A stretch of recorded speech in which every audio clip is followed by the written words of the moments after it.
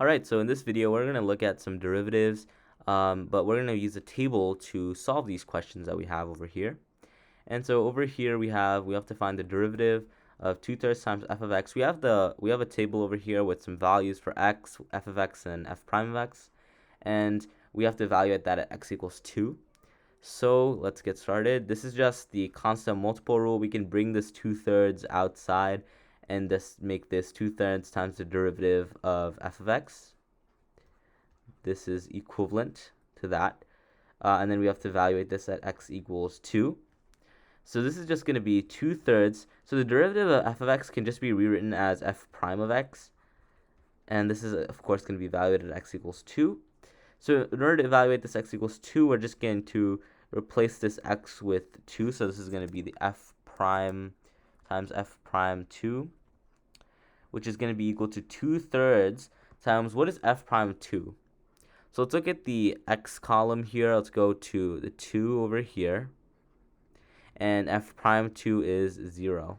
See that right there. So this is going to be times the 0, which is going to be equal to 0. So that's our final answer. All right.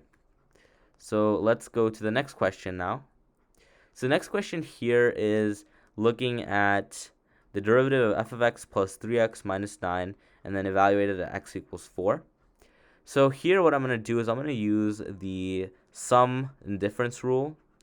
So this is going to be the derivative of f of x plus the derivative with respect to x of 3x minus the derivative with respect to x of just this constant 9, evaluated at, of course, x equals 4. And I don't have to write that. All right. So what is this going to be? This is just going to be f prime of x. These two are equivalent right there. And then this is just 3x. The derivative of 3x is just 3. So we used here, this 3 is just a constant, so it stays there. And then this is x to the power of 1, so that 1 can be brought down. And then 1 minus 1 is 0, so that's 3 times 1, which is 3. Minus 0, because the derivative of a constant is just 0. So this is going to be equal to f prime of x plus 3. And then here we're evaluating it at x equals 4. So this is going to be, when we look at the x4, we're looking at f prime 4. That's just 4 right there. So this is just basically 4 plus 3, which is 7. Since this value over here is 4. All right, let's do this last one over here now. So this last one is asking us to find the derivative of f of x over 2x squared at x equals 6. So this is clearly going to be, this is a rational function, so we need to use the quotient rule.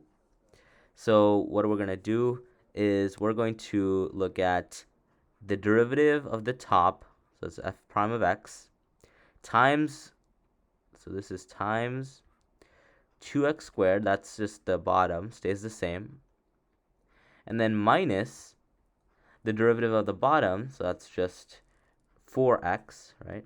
4x times the top, so that just stays f of x.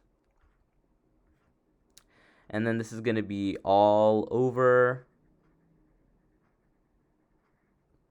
the 2x squared, whole thing squared.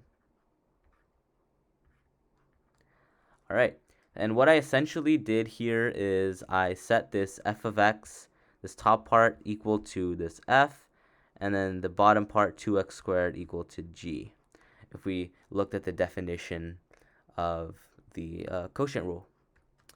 All right, so what is this going to be equal to? F prime of x, f prime of x, x is equal to 2, x is equal to 6, sorry, so that's going to be f prime 6 times 2 times 6 squared, which is times 36, minus 4 times 6, which is 24, so minus 24, times f of 6.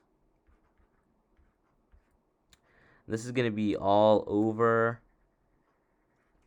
2 times 6 squared. That's 6 squared is just 36. So 36 times 2 is 72 squared. 72 squared. I don't know what that's going to be. I need a calculator for that. All right, so before scrolling down, since we need some space, let's look at what f prime 6 is equal to. So let's go to the 6 over here, and then f prime 6 is negative 6.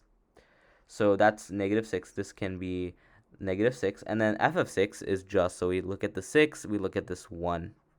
So that's what we have there. So let me scroll on down now. So what is this going to be equal to? This is going to be equal to f prime 6. We saw that to be negative 6. And then this is 36 times 2. That's just 72. Minus 24. F of 6 is just 1. So that's just 24. All over 72 squared. All right, so what is this going to evaluate to? So for this, we're going to need a calculator. So let me type this into my calculator. This is 72 times 6, negative 6, which is equal to negative 432, minus 24, that's just 24 on the top. And then what's 72 squared? 72 squared is 5,184. So this is going to be equal to, what is negative 432 minus 24? We can do this in our head. This is negative 456 all over 5184. And so what is this going to be equal to? So this is going to be equal to, let me write that right over there, 456 divided by 5184. This is about equal to 0.087.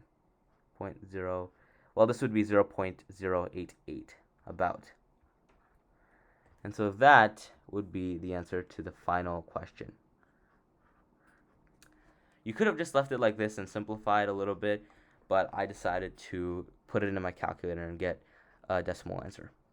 All right, I hope you found this video helpful about using tables to find the derivative of functions.